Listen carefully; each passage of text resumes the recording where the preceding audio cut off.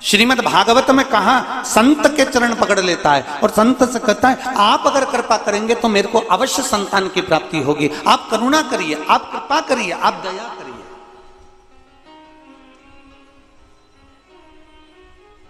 ब्राह्मण ने कहा तुम्हारे यहां 7 जन्म तक संतान नहीं है, संत की झोली खाली नहीं रह सकती, ये मैं जानता हूं, आपकी झोली कभी खाली नहीं होगी।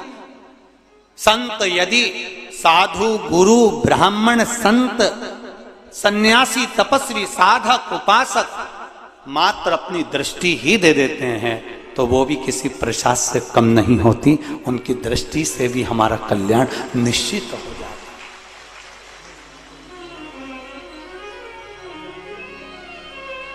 आप केवल अपनी दृष्टि ही दे देंगे तो कृपा होगी। पकड़ लिया संत का चरण, नहीं माना, संत ने अपनी झोली में से फल निकाल कर दिया। ये श्रीमद् भागवत कहती है, वो फल देकर कहा ये तेरी पत्नी को खिला देना, और वो फल प्रसाद का मिला था और वो फल प्रसाद का उसने अपनी पत्नी को दिया और कहा गर्भ ठहर जाएगा। और पत्नी ने क्या करा, आप लोगों ने तो खूब भागवत सुनी, बड़ौदा में तो खूब भागवत होती, बड़ोदरा के अंदर।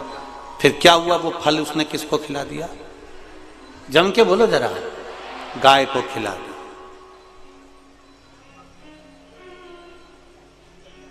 अब वो गाय से जो संतान हुई वो गोकर्ण हुई, और इसको संतान नहीं हुई तो इसने अपनी सहेली से संतान को ले लिया, उसका नाम धुंधकारी हो गया। एक जरा सा प्रसाद का अपमान हुआ था, और वो प्रसाद का अपमान इतना हुआ कि धुंधली को कुएं में कूद कर अपने प्राणों को त्यागना पड़ा। एक बात आप लोगों से थोड़ा सा कहना चाहेंगे, थोड़ा अगर आप लोगों को अच्छी लगे जिंदगी में तो उतारिएगा जरूर। हमारे यहाँ शिव महापुराण में लिखा है शंकर भगवान का जो प्रसाद होता है, चलो शिव पुराण का नहीं मानो तो स्कंद पुराण का मान लो, 16 सोमवार संकट सोमवार आप में से किसी ने करें? 16 सोमवार कोई करें यहाँ पर? संकट सोमवार किसी ने व्रत करें? बहुत से लोगों ने, रखो 16 सोमवार संकट सोमवार के अगर कोई व्रत करता है, 16 सोमवार के व्रत करता है तो उसमें जो प्रसाद बनता है चूरमे का, और जब उद्यापन होता है, उद्यापन में जो प्रसाद बनता है उस प्रसाद को उसी दिन समाप्त करना पड़ता है।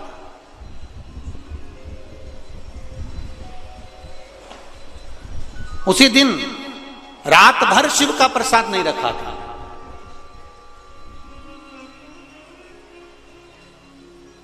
ये अब तो बहुत ज्यादा संख्या में भीड़ होने लगी, इसलिए बेलपत्री व्यासपीठ से देना बांटना बंद कर दिया।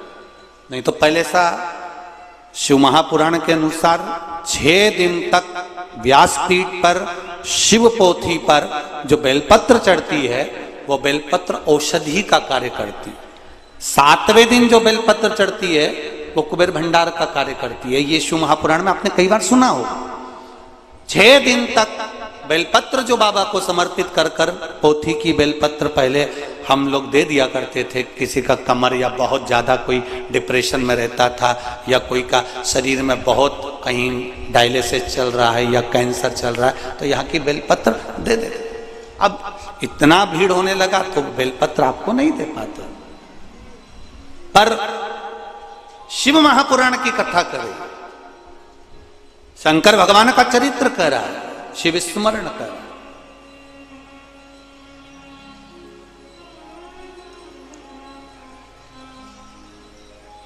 कि मात्र बेलपत्र का दर्शन ही, शिव प्रसाद का मात्र स्पर्श ही हमको सुख देता है। और हम जब व्यासपीठ से बेलपत्र देते थे तो हम एक बात जरूर कहते थे कि इस बेलपत्री को रात भर नहीं रखना, आप रात से पहले इसको प्रसाद के रूप में जो लेकर गया है वो चबा चबा कर उसको खा ले। ये हमने पहले की कथाओं में आपने सुना होगा। किस किस ने सुना है? सुना है सबने? तो पहले की कथा में आप लोगों ने श्रवण किया होगा। हम कहते थे इसको रात भर नहीं रखना, इसको पूरा चबा चबा कर खा लेना। उसका तत्व, क्योंकि जैसे जैसे रात्रि बढ़ती चली जाती है, जैसे जैसे रात्रि का क्रम बढ़ते चले जाता है, भगवान शंकर का जो प्रसाद होता है उस प्रसाद पर भगवान शंकर के गणों का हिस्सा प्रारंभ हो जाता है। भगवान शिव के गणों का हिस्सा प्रारंभ हो जाता।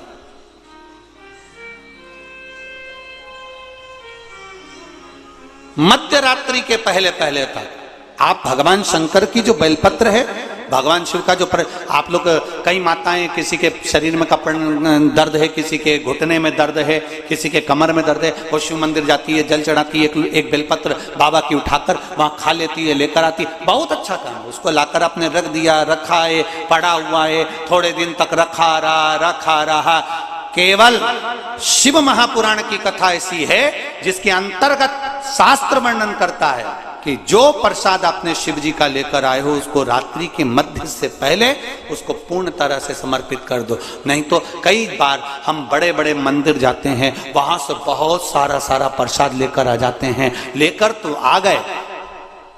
हम आ गए, अब वो प्रसाद थोड़े दिन तक तो तुमने 2-1 दिन तक तो खाया, खाने के बाद उस प्रसाद को फिर फ्रिज के ऊपर रख दिया, फ्रिज के ऊपर से उठाया, फिर फ्रिज के, बोलते जाओ जरा, बोल तो, फ्रिज के अंदर रख दिया, फ्रिज के अंदर रखा, सब्जी के पीछे गया, दूध की भगोनी के पीछे गया, फिर फल के पीछे गया, फिर 9-10 दिन बाद याद आया प्रसाद,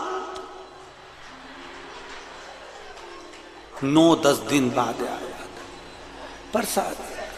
अब प्रसाद को हिड़कर खाने लगे तो उसमें घी की गंध आने लगी।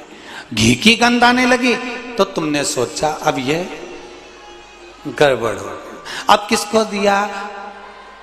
बर्तन वाले ने, गाय नहीं। तुम इतनी जल्दी गाय को दे दोगी? हो गया कल्याण। बर्तन वाली को, सफाई वाली को। सुन, मैं वहां गई थी ना, वहां से बहुत सारा प्रसाद ले आई थी, रखा है तो ले जाना, सबको दे देना। आज के जमाने की बर्तन वाली, तुम जितना वीआईपी नहीं खाओ उससे दुगना ही वीआईपी वो खाए। तुम्हारा ये घी की गंधा ये खाए। अरे रेंदोरी बड़ोदरा वाली हो, रेंदो तुम मेरी बहन हो, तुम तो रेंदो। गजब। तुमने दिया बर्तन वाली को, बर्तन वाली ने परसा लेकर गई। रास्ते में जाते जाते उसने देखा, ला खा लो, भूख लग रही थी, 2-4 जगह बर्तन मांजना थे तो उसने लिया मुंह में। ये भाभी तो बहुत गजब करी, काय का प्रसाद दिया। वो चलती चलती उसने कहीं पटक दिया, पटका गया। अब वो गाय के पास गया, जमीन पर गया, गटर में गया कि कहाँ गया, उसका दोष उसी को लगेगा जो लेकर आया। जैसे गौदान, तुमने तो ब्राह्मण को गाय दान दे दी, संकल्प तुमने छोड़ा, दान तुमने दी, ब्राह्मण गाय लेकर गया, जब तक दूध दी तब तक रखा, दूध देना बंद कर दी। उस ब्राह्मण ने दूसरे को बेच दी, दूसरे ने तीसरे को बेची, तीसरे ने चौथे को बेची। बेचते बेचते वो गाय कसाई के पास पहुंच गई। गाय जब कटी, दोष इनको नहीं लगा, दोष उसको लगा जिसने हाथ में जल, चावल, पुष्प, सुपारी लेकर, एक सिक्का लेकर जिसने संकल्प छोड़ा।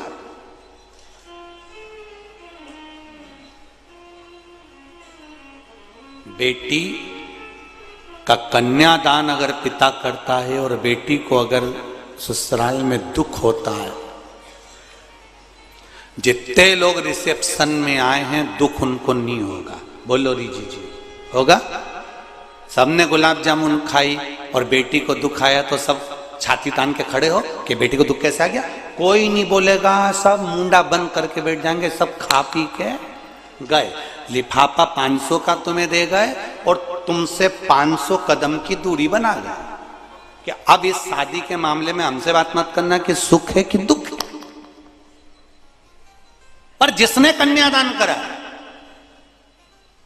वो बाबुल रोएगा कि नहीं रोएगा? वो बाप रोएगा कि नहीं रोएगा? वो मां रोएगी कि नहीं रोएगी? अगर बेटी को दुख होगा तो संकल्प देने वाला उसको रोना पड़ता ही है। तुमने संकल्प दिया और तुमने दी गाय, और वो गाय अगर दुख पा रही है, वो गाय अगर भूखी है, वो गाय अगर प्यासी है, वो गौ माता अगर कसाई के हाथ कट रही है, तो दुख तुमको भोगना पड़ेगा, नरक तुमको भोगना पड़ेगा। अब तुम कहोगे हमने तो ब्राह्मण को दे दी थी, तो ब्राह्मण को दी तो ब्राह्मण ने क्या तुमसे जाकर कहा था कि मुझे गाय ला कर दो? और ब्राह्मण ने यह कहा था कि वो गाय तुम मुझको देना तो मैं संभाल लूंगा? तुमने कहा हमारे दादाजी चले गए तो गौदान करना है, हमने दादी जी चली गई तो गौदान करना है। इसलिए हमारा सनातन धर्म कहता है गाय उसी को दो जहां पर गौ माता की सेवा हो सके। बेटी को ऐसी जगह मत दो कि बहुत धन देख लिया। बेटी को देने से पहले ये देखो कि जिस जमाई के साथ बेटी को दे रहे हो, जिस लड़के के साथ बेटी को ब्याह रहे हो, वो बेटी को सुखी रखेगा कि नहीं रखेगा। मालूम पड़े पेट्रोल पंप देख लिया ने, गाड़ी ने बंगला देख लिया, और रोज बेटी आंख से आंसू ढाल ढाल के रोए अपने पापा से कि पापा कहाँ दे दी? धन की अपने यहाँ कमी थी क्या बाबुल? अगर देखना था तो लड़का तो अच्छा दिखना था। मदिरा का नशा करता है, व्यसन करता है, गालियां देता है, अपशब्द कहता है, तो ऐसा धन किस काम का? वो संपदा किस काम की?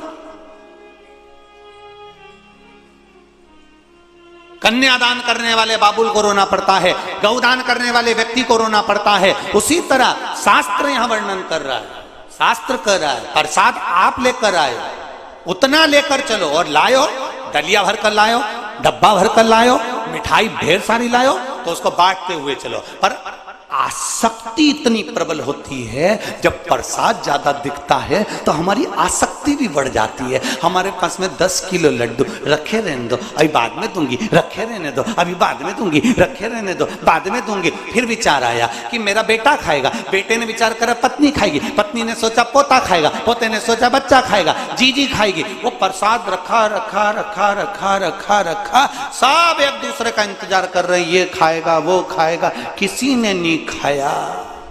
आखिरी में वो फ्रिज में गया, छुप गया।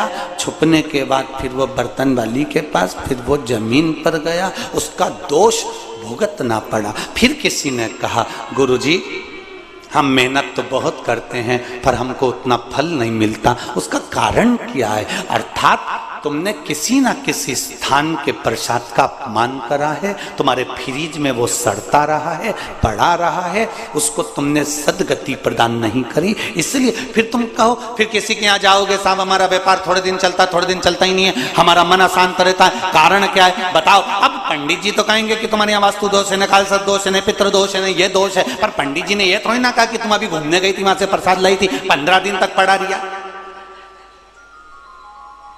लाई और रखा।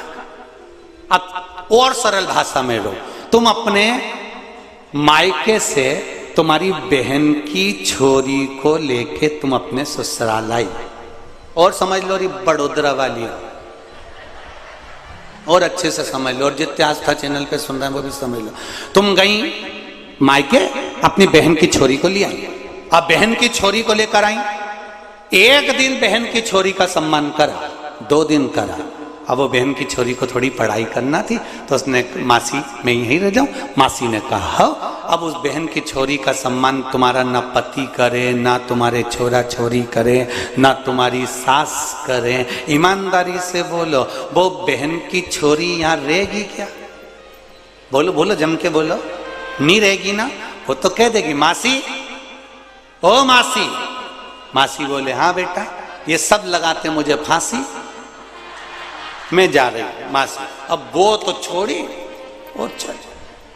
उसने कहा बेटा तुझे अच्छा नहीं लग रहा? नहीं मासी ऐसी कोई बात नहीं, मैं तो ठीक हूं। नहीं बेटा किसी ने कुछ कह दिया? नहीं मासी ऐसी कोई बात नहीं। वो चेहरे से पहचान गए।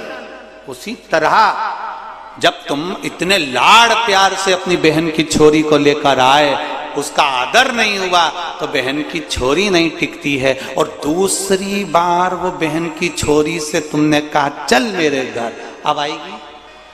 अरे बोलो तरी, उधर टेंट वाले बोलो जरा, आएगी? नहीं आएगी। क्यों? एक बार गई थी और इसने सम्मान नहीं करा, क्या करना? और वो 4 जगह कह देगी चले मत जाना मासी के यहाँ। उनकी सास और उनकी औलाद बहुत मुंह सड़ा है।